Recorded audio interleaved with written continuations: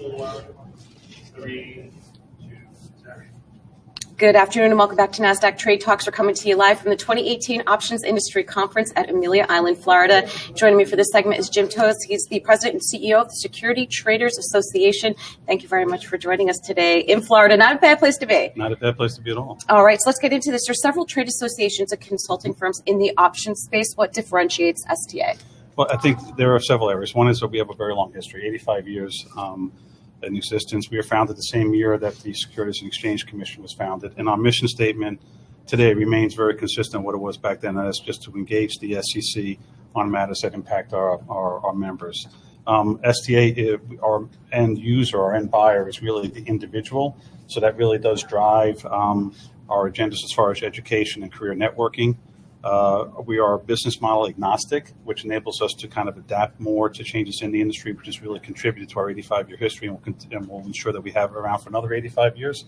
And then, of course, the base of it all is a strong independent affiliates that we have around the country, 20 in the U.S., 4 in Canada. And what are some of the issues that you're working on? Well, we're working on a host of issues on the equity side, around tick size pilot, access fee pilots, and order handling. But obviously, we're down here in beautiful Florida, and we're down to talk about options. I think most of the work that we do around options at a high level is around education. There is still a tremendous amount of equity mindset with regulators and staff members at the various congressional committees around. They understand the equity market, and they try to use equity solutions to and apply them to the options marketplace. So we really need to always be reminding them that this is a different type of a marketplace.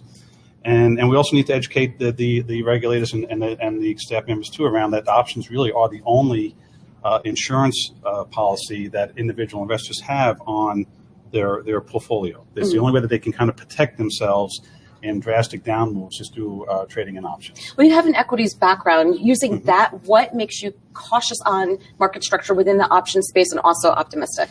So on the cautious side, I would have to say when we look at when we compare fragmentation that exists in the equity marketplace and we compare it to the fragmentation that exists in the options space, we do see some concerns around it. So there is a tremendous amount of fragmentation in the equity space, but it's a balance of fragmentation at the exchange level and fragmentation at the dark pools and internalization.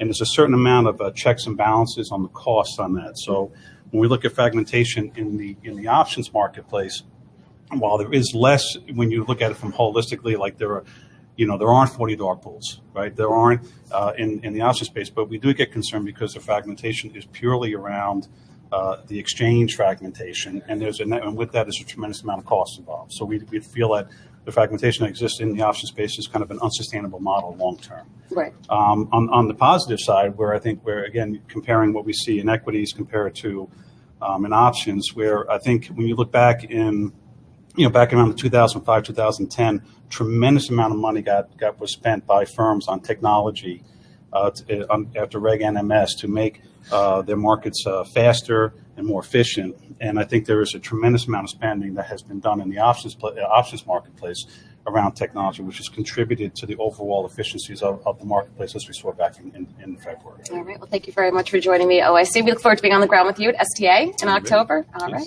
Thank you so much. And thank you for joining me throughout the next 3 days. I'm Jill Malandrino, Global Markets Reporter at Nasdaq.